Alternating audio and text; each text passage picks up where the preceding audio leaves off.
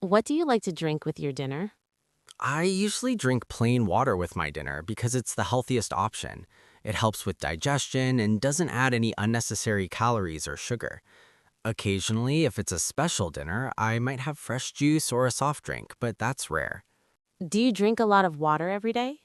Yes, I try to drink plenty of water every day, around 8 to 10 glasses.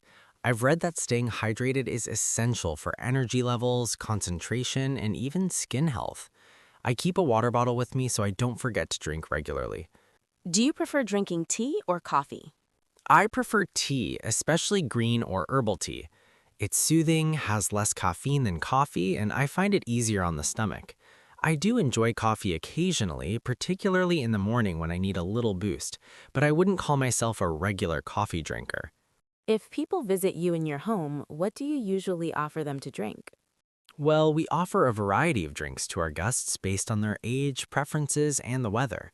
For instance, we offer cold, fresh juice to our guests if it's a hot summer day, and hot coffee or tea if it's winter. We also consider the age of the guest to determine how much sugar or honey we should put in the drinks or omit it altogether. Not to mention, water is always served, regardless of the season, age, or preferences. What kinds of monuments do tourists in your country enjoy visiting? In Canada, tourists are particularly drawn to historical and commemorative monuments that reflect the country's rich heritage and multicultural identity. For example, the National War Memorial in Ottawa attracts many visitors who want to honor the sacrifices of Canadian soldiers. Similarly, First Nations totem poles in British Columbia are popular as they represent Indigenous history and artistry. Monuments tied to natural landmarks like the Terry Fox statue near Beyonder Bay also hold special meaning because they combine cultural storytelling with beautiful scenery. Why do you think there are often statues of famous people in public places? Statues of famous people are often placed in public areas to commemorate their contributions and inspire future generations. It's a way of embedding national memory into everyday life. In Canada, for instance, there are numerous statues of Sir John A. Macdonald, our first Prime Minister, although some of them have recently sparked debate due to his controversial policies toward Indigenous communities. Such statues can spark both pride and dialogue. They act as visual reminders of history and encourage people to learn more about those who shaped the nation. Do you agree that old monuments and buildings should always be preserved? In general, yes, I strongly believe that old monuments and buildings should be preserved because they provide a tangible link to the past. They're not just architectural structures, they tell stories about who we were and how far we've come. For example, Old Quebec City, a UNESCO World Heritage Site, attracts countless tourists and serves as a historical time capsule. Why is architecture such a popular university subject? Architecture is popular because it's a multidisciplinary field that blends creativity, engineering, and social impact. Many students are drawn to it because they can shape the physical environment while addressing issues like sustainability and urban planning. In Canadian universities, there's growing interest in green architecture and Indigenous design, which makes the subject even more appealing. Students see it not just as a career, but as a way to contribute meaningfully to how people live and interact with space. In what ways has the design of homes changed in recent years? Home design in Canada has changed significantly in recent years, largely due to technological advancements and shifting lifestyles. There's a growing demand for open concept layouts, home offices, and energy efficient features like smart thermostats and solar panels. With the rise of remote work, many people are redesigning spaces to support productivity at home. At the same time, minimalist and multifunctional designs are becoming popular, especially in urban areas where space is limited. Homes today aren't just places to live, they're also workplaces, gyms, and even classrooms.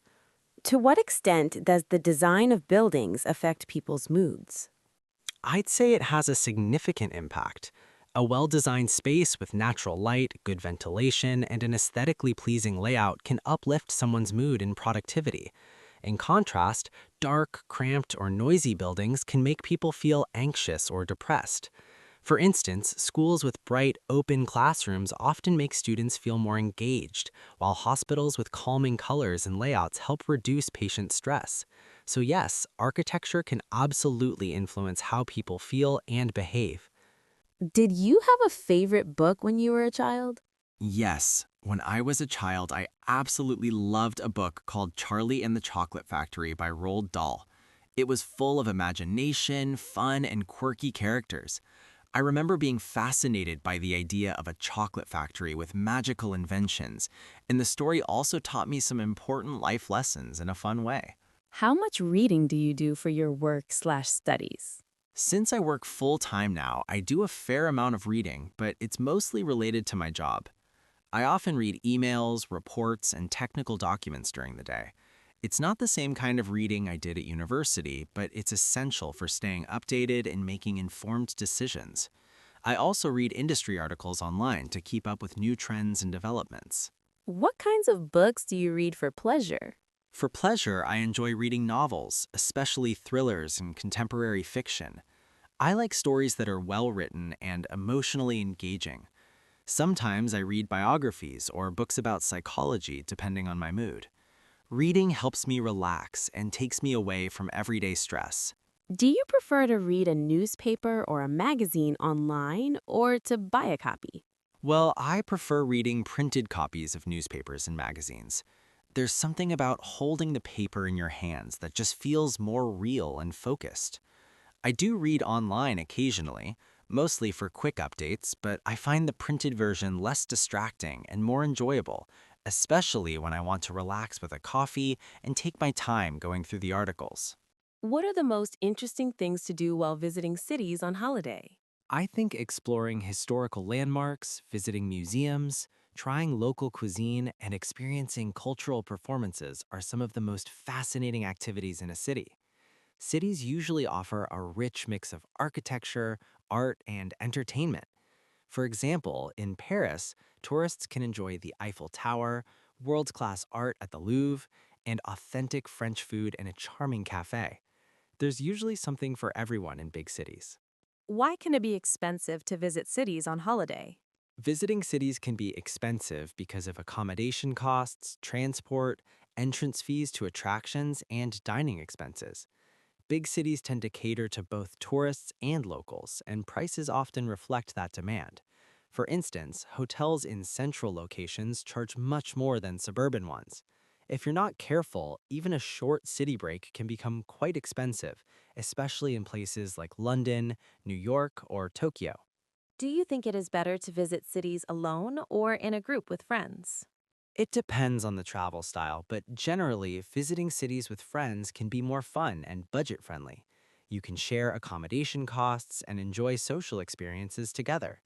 However, solo travel allows more flexibility and self discovery. Personally, I prefer traveling with friends because we can explore together, take photos, and enjoy nightlife as a group. But I also know people who love solo city adventures for the freedom it offers. Why have cities increased in size in recent years? Cities have expanded mainly due to urbanization and population growth. People from rural areas migrate to cities in search of better job opportunities, education, and healthcare. Additionally, the rise of technology and industry has concentrated economic activities in urban centers. As more infrastructure is developed, cities naturally sprawl outward to accommodate the growing population and demand for housing. What are the challenges created by ever-growing cities? Rapid urban growth brings several challenges, including overcrowding, traffic congestion, pollution, and rising living costs. In many cities, public services like healthcare, sanitation, and public transport struggle to keep up with demand. There's also the issue of housing shortages, leading to slums in some areas. Moreover, the environmental impact can be serious, with higher carbon emissions and less green space available. In what ways do you think cities of the future will be different to cities today? I believe cities of the future will be smarter, greener, and more sustainable. With the rise of smart technology, we'll likely see better traffic management, energy efficient buildings, and more integrated public transport systems. There could also be vertical farming and the widespread use of electric vehicles. However, the success of these advancements depends heavily on urban planning and investment. Cities may also become more decentralized, with remote working reducing pressure on city centers.